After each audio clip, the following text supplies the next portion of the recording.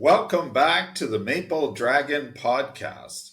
I'm Mark Robson, here to enrich you with real, on the ground stories from China. Just last week, I participated in a culture festival that's on the campus here at Ludong University in Yantai, China. It all started with my boss telling me about the Culture Festival and sharing my WeChat ID with the organizer of the festival.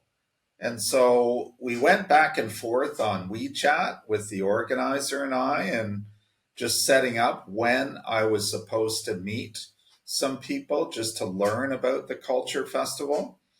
First thing I learned is that this festival is on campus at the university, and it doesn't occur every year. I believe it hadn't occurred for 3 or 4 years, largely because of the pandemic. So it was finally going to occur again. So it's definitely a special time. And so we just arranged for which building I would have to meet him in, and people that would help me with the Culture Festival. I discovered that there's one of two Canadian teachers, and I believe there aren't any Canadian students here, and so I was chosen as to represent Canada, and yet I was the only teacher really involved in the festival. And I'm not sure exactly why I was approached and some other teachers weren't. There's one other Canadian teacher. Can't really say why that is. But anyway, we ended up going back and forth. And about a week later, a couple weeks ago, I was told to meet some people up in one of the buildings. So this is sort of the International Languages Department that they have here at Ludong University.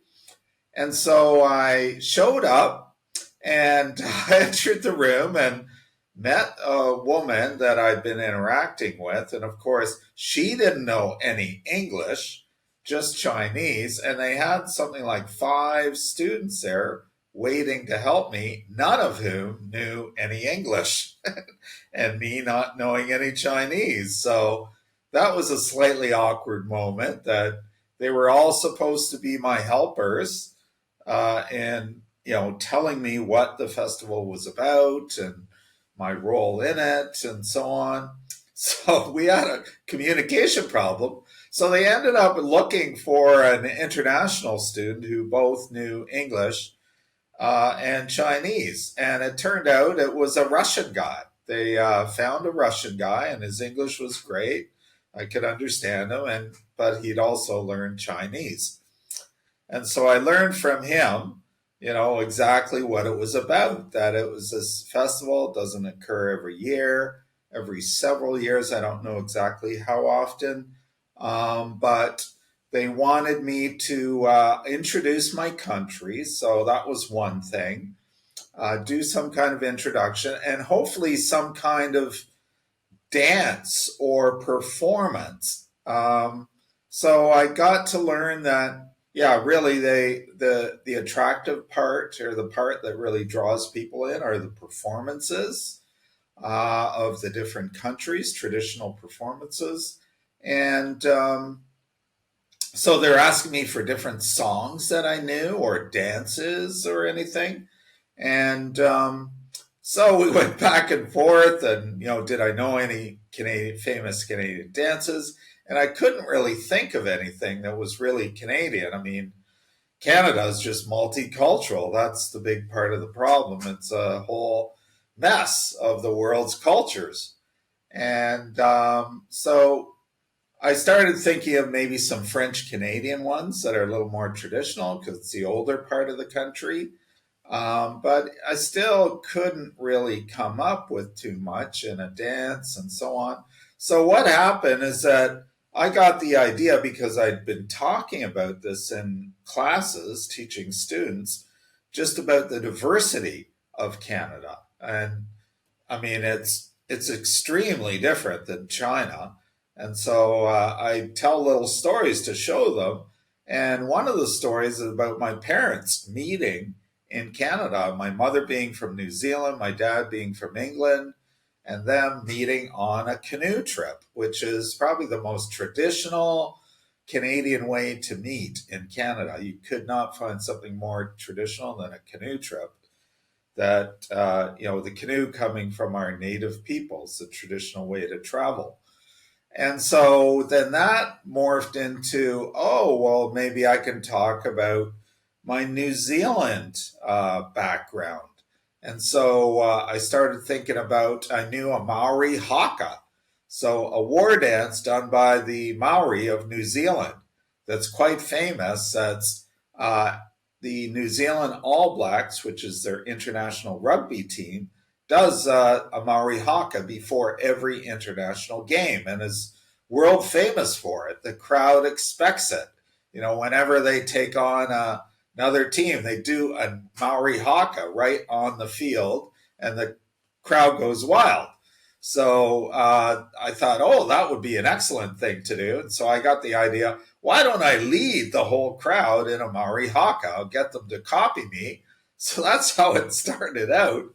And so I found a couple videos because I thought, well, I need to prime them and so on, online videos. So I found one of the New Zealand All Blacks doing a haka, and then also a private school, doing a haka, like hundreds of guys, a male school, doing a haka for a departing teacher that they respected. And so I thought, okay, I'll play those and maybe a big screen on the background, and then I can lead a Maori haka with the people who are in the audience. And so that's how it all started out. And so I was pretty excited about it. I was trying to figure out food too. And that I ended up settling on traditional food. It was either pancakes and syrup. But in the end, to try and get some of this stuff, I mean, it's doable. But, if you're serving hundreds, maybe a few thousand people, we just thought maple syrup's pretty expensive and that would be difficult to do. So backed away from pancakes, but ended up settling on a French Canadian dish called poutine, with basically French fries with cheese curds on them and gravy. And so that was kind of the food that we ended up thinking about for a while. And so I went back and forth after the meeting with the students over the next week or so, trying to figure out where to get French fries and sending them videos of Maori haka and so on. And so literally the day before the event was supposed to take place, which originally was probably about not last weekend, the weekend before, they canceled the whole thing or delayed it till last weekend. And so this was literally the day before, and this kind of thing had happened to me before. So I wasn't that surprised, but it was just another example of China. Like stuff like this happens all the time, like some big event. Suddenly there's a last minute change. It gets canceled or they delay it. And there wasn't any reason given. There wasn't weather or anything like that. And so suddenly we had another week. And so that's when I started getting messages to show up for rehearsals. There was no rehearsal before that. And so, but it turned out every time they had a rehearsal was when I had to teach. As far as I know, I was the only teacher involved in the whole thing. All the people were students. Basically, it's students from Ludong University that the university administrators try and get involved in organizing the display for their country. And so it's a whole bunch of students. It ended up being just me. I was the only teacher. I couldn't make any of the rehearsals. And so time was going on, and I'm wondering about this Maori haka. I don't even know where the venue is. And so I started wondering about the haka and then the food too. It was kind of getting a little challenging. Like, where were we going to get the food, the fries? So some of the girls that were helping me said they managed to get some things, but it was too tricky to try and get all the ingredients for the poutine. So they just settled on like cheese fries, so which is sort of not quite poutine, and poutine also has gravy on it, sour cream, chives, so a bunch of things like that, and it's very rich. And so it whittled down to that, and then with the even with the Maori haka, last minute, they wanted me to shorten it down to 1 minute and like the whole performance. And I thought, well, the audience is not going to get involved in the Maori haka if they don't see videos of it, that it's played at these big venues. I definitely felt that that was needed for me to do a decent haka. And so I ended up last minute saying, forget it, I'll just drop it. So I ended up dropping the Maori haka, but agreeing to do the introduction to Canada, the verbal introduction. So everything just got whittled down very rapidly to where like everyone had like a minute for their country to talk about their country. And then they had performances after that, and my performance was going to be the haka, so I canceled out on that. And there wasn't a ton of time. And so on the day of last Saturday, I showed up. It was sort of 8:30 in the morning. I was supposed to meet. I got there at 8, and it was like this big hall. Like I didn't even know the building they were going to have it in, and it was a building I'd seen before. It's the most elaborate building on campus, and it turned out that that's where it was going to take place. And so I went into the hall, and it was huge. It would be like it could easily be a place for plays in downtown Toronto. I would say it was like a auditorium of that would hold a couple thousand people. So it was big. So to get on the stage, stand at the back in preparation of doing my speech, which I hadn't practiced, I hadn't been able to go to any rehearsals on this full size stage, like professional type stage, and line up behind others and do a little speech on Canada. So that was just a little crazy. So just standing there and waiting for the lineup to start, and sure enough, I was like six in line out of apparently 23 countries were represented. So these are students from 23 countries. We're at Ludong University, foreign students. And so I was number six in line, and I went out there and followed the rules and so on, and did my little speech about Canada, just talking about the size of it and how multicultural it is and so on. And so people were in traditional dress because they were preparing for their performances afterwards. And so the speech went fairly well. I didn't remember all. I was supposed to, what they wanted at the end was sort of a positive type comment about the relationship between your country and China, and I forgot that part. So, but it was like a big crowd and it was packed. And this is just, as far as I could tell, all students. I mean, I think there's 30,000 students at the university, so they could easily fill that auditorium. But I would say auditorium must have been 3,000 people.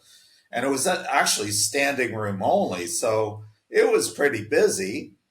And then the performances, people had to get ready for the performances, so I had to leave the stage. And then I went around to the auditorium at the back and tried to see the performances. And it was so packed, standing room only, I could only see a little bit in between the people in front of me. So I only watched a little bit, but it was pretty impressive I would say, like they did several rehearsals. They had a beautiful background.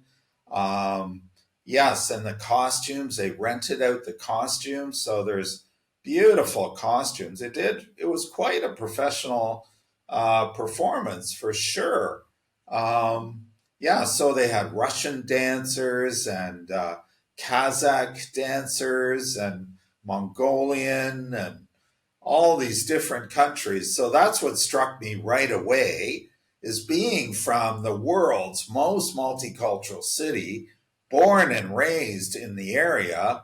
I've met people from all over the world, but to be here in China at Ludong University and the 23 countries or so that were represented, I could barely recognize a flag of any of these countries because they're places like Kazakhstan or Mongolia, all these places that the West really does not interact with that much, that are not that well known in the West.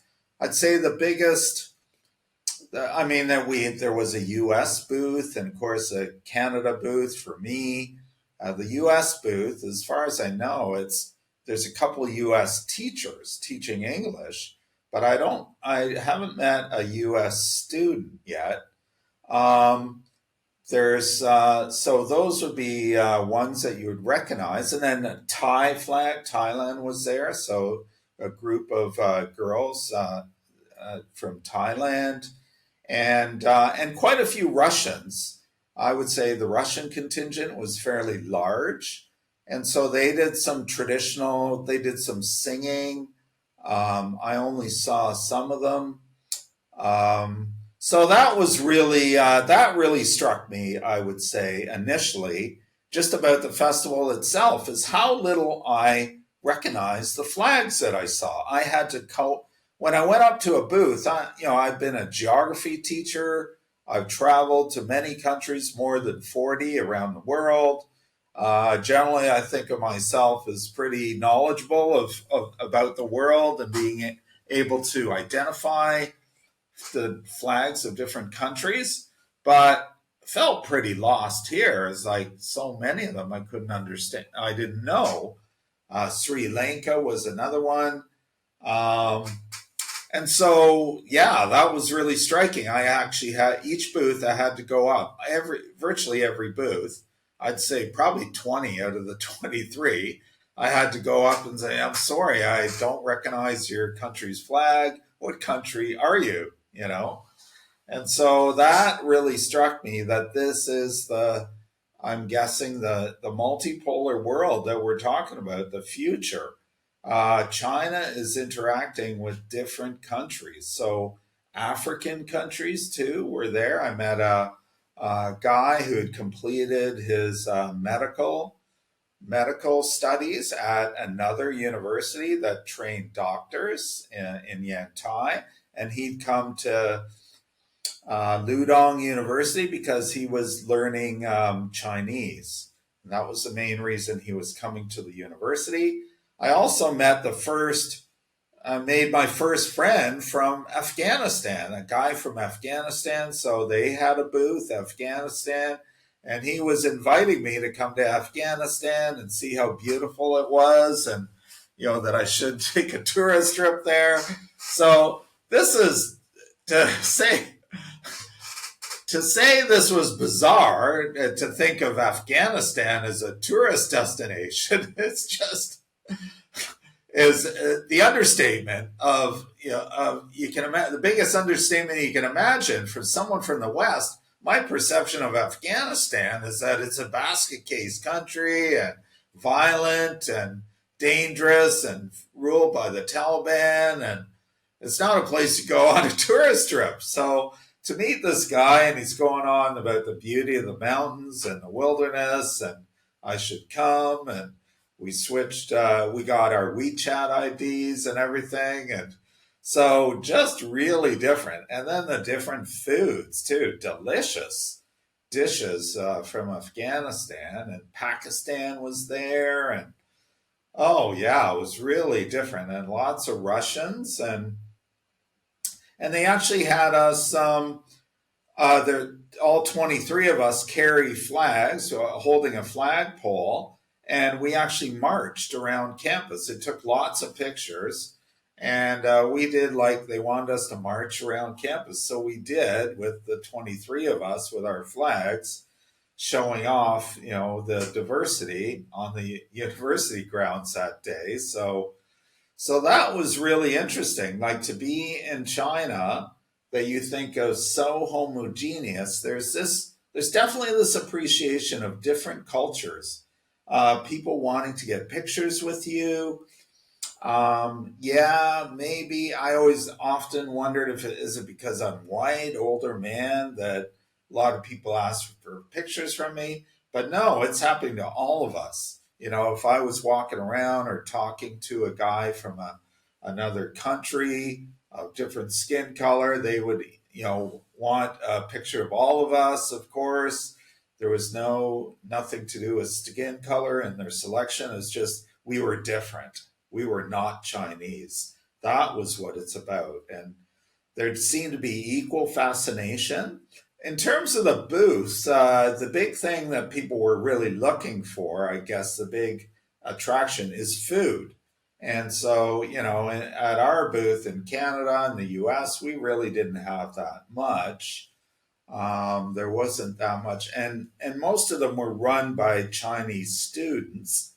Um, so that I don't know if that's right. A lot of them would be run by Chinese students helping maybe the student from that country operate that booth.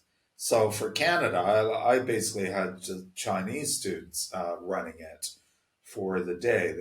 I sent them some pictures and things like that, and the U.S. one was similar, but the Russian one was filled with Russians because there was quite a few Russian students, and Pakistan, quite a few Pakistani, a few Afghanistan, Mongolian would be another, Kazakhstan. I can't. There's probably some of the other stands there too. That's the thing. The flags didn't jump out in my mind, and that I didn't know them well enough. But yeah, so it was definitely a very busy event, and it was packed. My students went to it. They took a video of me doing my speech, and I heard it was sent to other people. So it was a big event on campus, a university based event. But yeah, everyone knew about it. It was popular, and you're just greeted. Just, yeah, it's just the Chinese are quite open to other countries. Like they might be kind of isolated and whatnot from the world, but they're definitely open and interested in interacting with other cultures, trying the different foods and seeing the different performances of the different countries, different dances, and so on. There's definitely a real interest there that I've known from the beginning that says something I think a little different about China because I keep thinking of stories of Japan being so isolated and that you'll never become Japanese. Well, it's not like that in China. It's still like they have their own culture, it's ancient, it's different, but they're really kind of, I don't know, it does feel like there is a sense of multiculturalism within the country that they accept the diversity of cultures, and that's what China is supposed to be, a former mix of dozens of different countries that amalgamated together in one culture. And so there is this openness to other cultures, and so people had, it was sort of like, I guess, like a passport. You get a pamphlet, and they would go from booth to booth and get a stamp from each booth showing that they'd visited it. So that was part of it too for the Chinese students to do that. And I had some of my students come up to me and ask me where they could get these pamphlets. So there was demand for it because they had run out of pamphlets apparently. And so yeah, so it was a pretty good day. It was certainly really, it was a beautiful day, sunny day, and The very last booth to close was the Japanese one. I just happened to, my students came across me. We just started chatting quite a bit, and they were telling me about this type of food that they were cooking at the Japanese pavilion. It was kind of a doughy thing that had a little piece of octopus in the center of it, and they would cook it in this Teflon pan. I would say kind of like roughly a muffin pan, only the indentations were circular, maybe an inch in diameter and size. So it would be this circular breaded thing that would be put in there with the piece of octopus in the middle of it. And they would cook it and brown it. And as it browned, you would just roll the ball within the little Teflon depression and let it cook. And so it would take a little while to cook. So there's quite a crowd of people around. And I was told that this was a favorite dish that everyone loved. And so that's why we ended up being, or the Japanese stand ended up being the last one closed. They weren't selling these, they were cooking it for free.